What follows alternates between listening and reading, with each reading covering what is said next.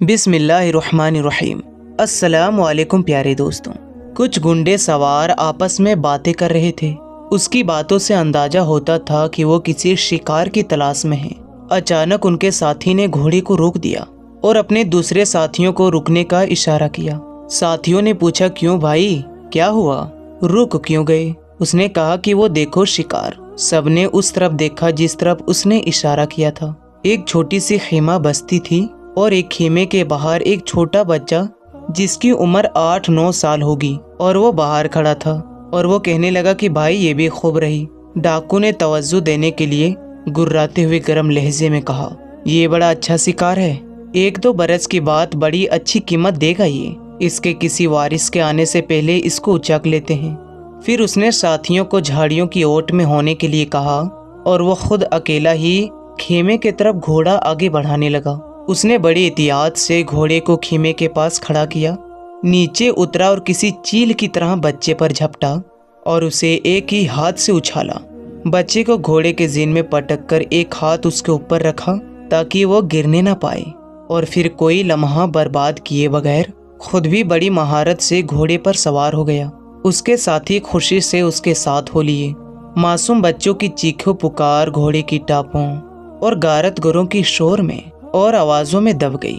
خیمے کے اندر بچے کی ماں اور اس کی نانی باتوں میں مصروف تھی۔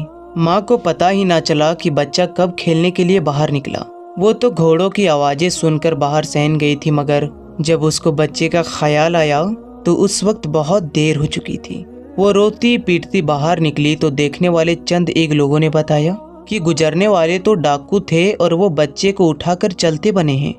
ماں پر تو دکھی کے دوڑے پڑنے لگے، اور وہ بچہ اس کا ایک لوتا بچہ تھا، اور وہ اپنے باپ کا تو بہت ہی پیارا تھا۔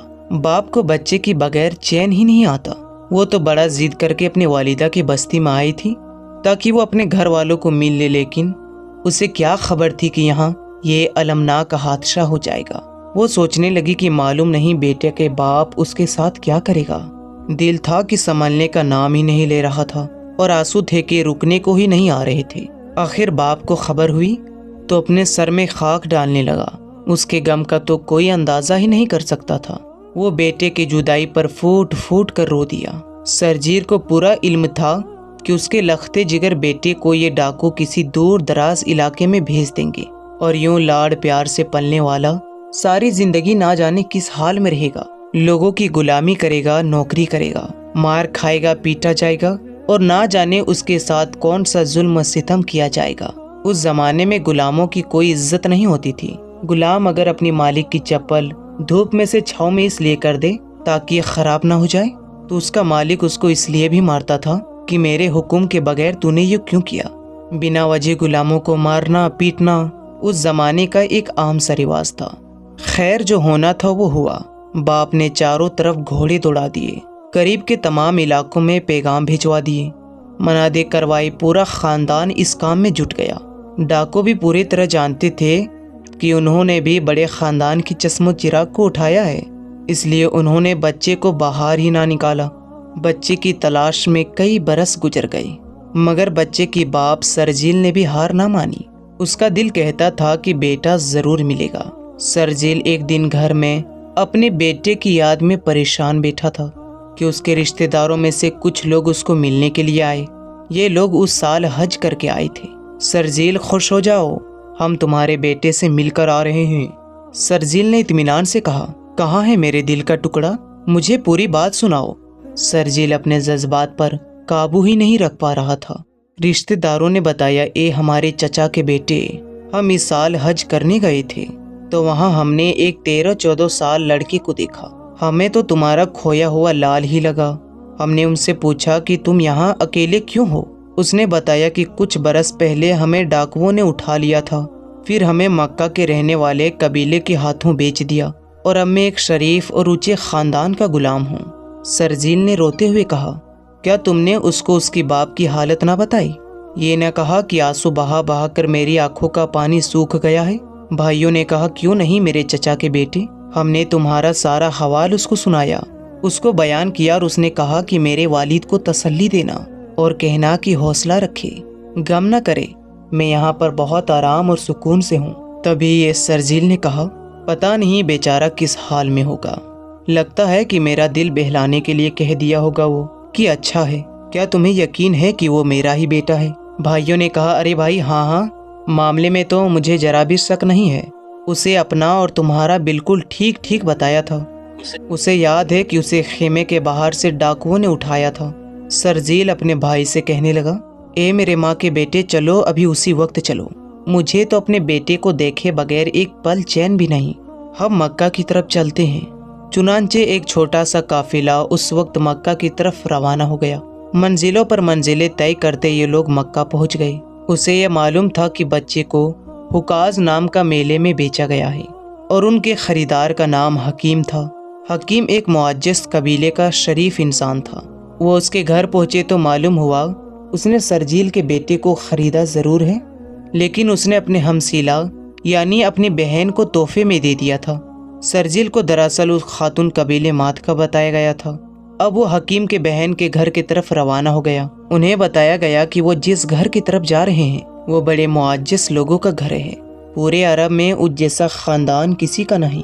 वो बड़े नेक दिल, रहम दिल और अच्छे इंसान हैं। बताए गए पते पर पहुंचे तो उनकी मुलाकात एक निहायत पुरवकार हसीनो जमील शख्स से हुई, जिसको देखकर मानो सारी थकावट ही दूर हो जाती है। और शर्जील अपने बेटे के आकत को देखते ही सुकून महसूस करने लगा कि उस इंसान का चेहरा बता रहा था कि वो कभी किसी को नुकसान नहीं पहुंचा सकता। खैर, उसने अपने बेटे के मालिक से अपने आने का मतलब बयान किया और कहा, ए शरीफ और मुअज्जस सरदार, आपका ख़ानदान अल्लाह के घर का निगहबान है। आप मुसीबत सदों की मदद करने और कैदियों को खाना खिलाने में शोहरत रखते हैं। हम आपके पास इसलिए आए हैं कि मेरा बेटा आपके पास है, आपके गुलामी में है। आपसे दरख्वास्त है कि आप जिस कदर रुपया पैसा चाहें ले लें, मगर मेरे बेटे को आज़ाद कर दें। मेरी आंखें उसका प्यारा चेहरा देखने को तरस रही है। तभी उसके बेटे के मालिक ने कहा, मेहमान मुअज़्ज़म, आप किसकी बात कर रहे हैं?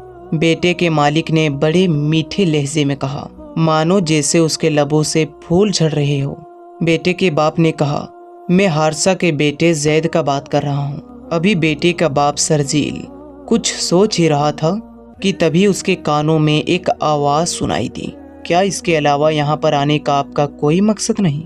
शर्जील ने कहा, नहीं सरदार, हम तो बेटे को मुंह मांगे कीमत में लेने आए हैं। तभी उस शरीफ इंसान ने कहा, तो फिर सुनिए जनाब, जैद को बुला लेते हैं। अगर वो आपको पहचान ले और आपके साथ जाने पर रजामंद हो जाए तो उसे बेशक ले जाइए, मैं उसके बदले एक पाई भी नहीं लूँगा। लेकिन वो अगर आपके साथ जाने पर रजामंद ना हुआ तो फिर मुझे पसंद नहीं होगा कि आप उस पर जोर जबरदस्ती करें। शर्जील और उसका भाई काफ इस मौका पर एक साथ बोले, ए शरीफ ज़ादे, इससे बढ़कर और अच्छी बात क्या हो सकती है? आपने तो ऐन हक और इंसाफ की बात की है। जैद को बुलाया गया और पूछा गया, क्या आप इन बुजुर्गों को पहचानते हैं?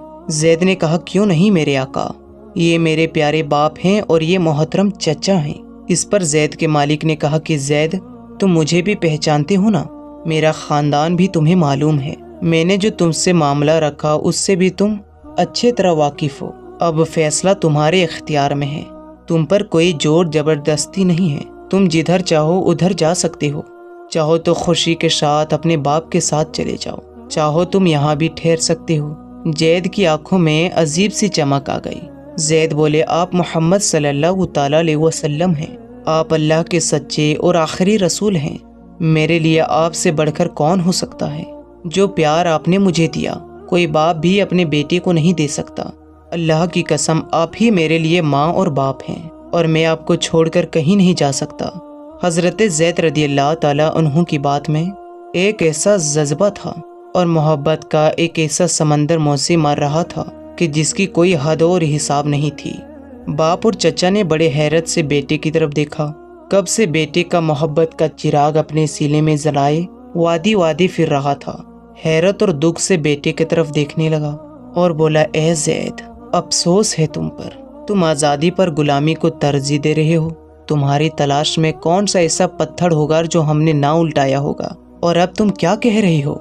जैद बोले, ए मेरे मोहतरम वालिद, आप दुरुस्त फरमाते हैं, लेकिन میں نے حضور اکرم صلی اللہ تعالی علیہ وسلم کی ذات میں جو بھی کچھ دیکھا ہے، ان کو جس طرح خوب اور مہربان پایا ہے، اس کے بعد یہ میرے بس سے باہر ہے کہ میں انہیں چھوڑ کر کہیں اور چلے جاؤں۔